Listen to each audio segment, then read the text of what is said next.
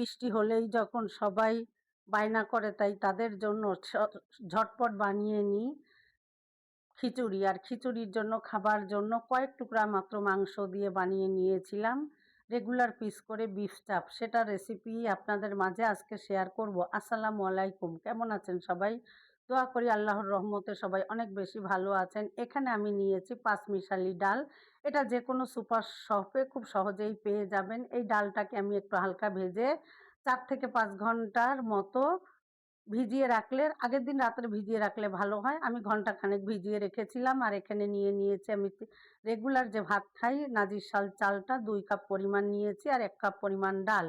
আজকে আমি খিচুড়িটা হাতে মাখিয়ে রান্না করব, তাই স্বাদ মতো লবণ, লাল মরিচের গুঁড়া, হলুদের গুঁড়া, ভাজা জিরার গুঁড়া, গরম মশলার গুঁড়া, আদা রসুন বাটা একসঙ্গে, পেঁয়াজ কুচি 1/2 কাপ পরিমাণ, আর তেল দিলাম পরিমাণ মতো, আর 5টা কাঁচা ঝাল আমি একটু কেটে দিয়ে দিচ্ছি, এতে সুন্দর একটা সুঘ্রাণ ছড়াবে। আমি চাল ডালটা একসঙ্গে ভালো করে ধুয়ে একটা স্ট্রেনারে পানি ঝরিয়ে নিয়েছি। এবার এখানে হাতের সাহায্যে খুব ভালো করে কষলে কষলে মাখিয়ে নিচ্ছি। আর হাতে মেখে খিচুড়িটা কিন্তু অনেক বেশি মজার হয়, আর ঝটপট রান্নাও হয়ে যায়। আর এই খিচুড়িটা আমি ফুটানো পানি ব্যবহার করব। ফুটানো পানি দিলে খুব দ্রুত কিন্তু রান্নাটা হয়ে যায়। এবার আমি খুব ভালো করে হাত দিয়ে মাখিয়ে নিচ্ছি। যারা হাতে মাখালে হাত জ্বলবে মনে করেন, তারা খুন্তির সাহায্যেও মিশিয়ে নিতে পারেন, তবে হাত দিয়ে এভাবে কষলে কষলে মাখালে কিন্তু স্বাদটা অনেক বেশি ভালো হয়।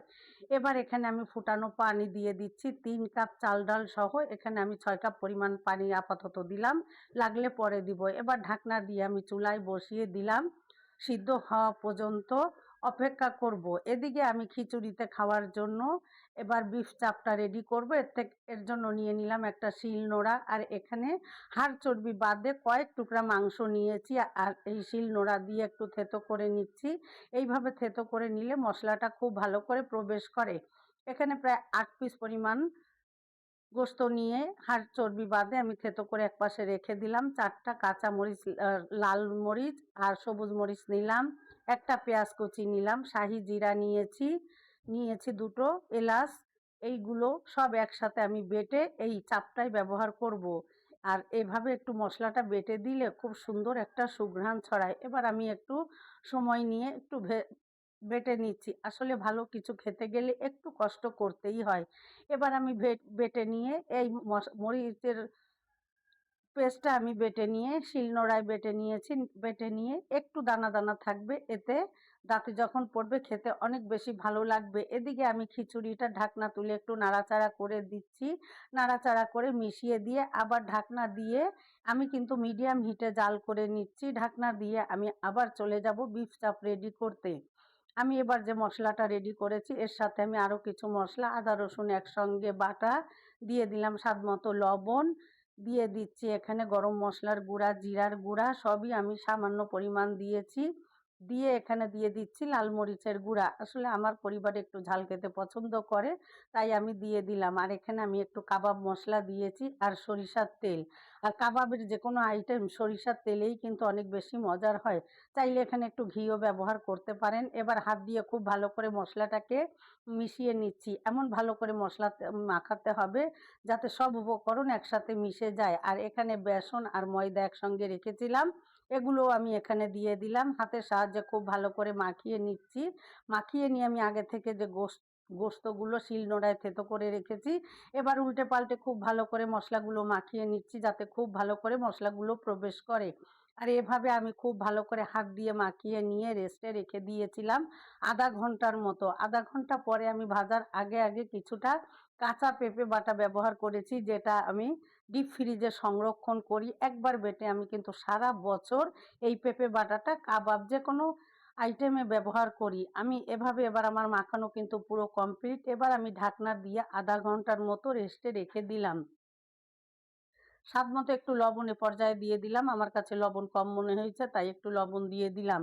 লবণ দিয়ে আরও কিছু সময় একটু নাড়াচাড়া করে ভালোভাবে মাখিয়ে আমি শিলের উপরেই কিন্তু ঢাকনা দিয়ে আধা ঘন্টার মতো রেখে দিয়েছিলাম। আর ওদিকে আমার মিডিয়াম টু লো হিটে আমার খিচুড়িটা কিন্তু রান্না প্রায় শেষ। পানিটা একদম গায়ে গায়ে চলে আসার পরে আমি নাড়াচাড়া করে একদম লো হিটে রেখে উপর থেকে একটু ঘি দিয়ে ঢাকনা চেপে রেখে দিয়েছিলাম। আর অপর একটা চুলায় আমি একটা তাওয়া বসিয়ে দিয়ে এখানে আমি তেল গরমে দিয়েছি, সাথে একটু ঘিও দিয়ে দিয়েছিলাম। আর ঘি কাবাবের কিন্তু অন্যরকম একটা স্বাদ অ্যাড করে। এবার আমি এখানে একটু সরষার তেলও দিয়ে দিলাম। যখন গরম হয়ে এসেছে চুলার জালটা কিন্তু মিডিয়াম টু লো হিটে রাখতে হবে। এ পর্যায়ে কিন্তু আমি একটু পেঁপে বাটা দিয়ে দিচ্ছি।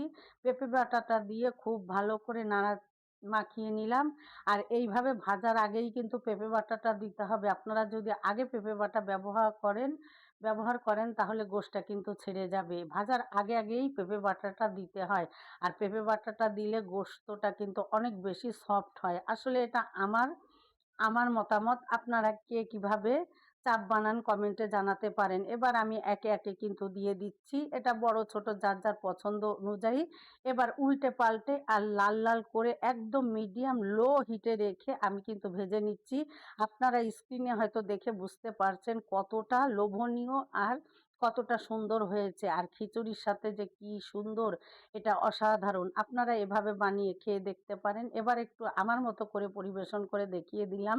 খিচুড়ি লাভারদের জন্য আজকে মজার একটা রেসিপি শেয়ার করলাম। খিচুড়ি আর বিফ চাপ কেমন হলো পুরো ভিডিও দেখে কমেন্ট করবেন। সবাই অনেক বেশি ভালো থাকবেন। আর আপনাদের একটা কমেন্টের আশায় কিন্তু এত কষ্ট করে আপনাদের মাঝে ভিডিও পরিবেশন করি। সবাই অনেক ভালো থাকবেন। আমার পরিবারের জন্য মন থেকে সবাই অনেক বেশি দোয়া করবেন। আপনাদের জন্য সব সময় দোয়া। আর সবাই সবার পাশে থাকবেন। ইনশাল্লাহ সাফল্য আসবে, হয়তো দেরিতে, তারপরেও আসবে। সবার জন্য মন থেকে অনেক বেশি শুভকামনা। আর আমার খিচুড়ি বিফ চাপটা কেমন হলো পুরো ভিডিও দেখে কমেন্টে জানাবেন।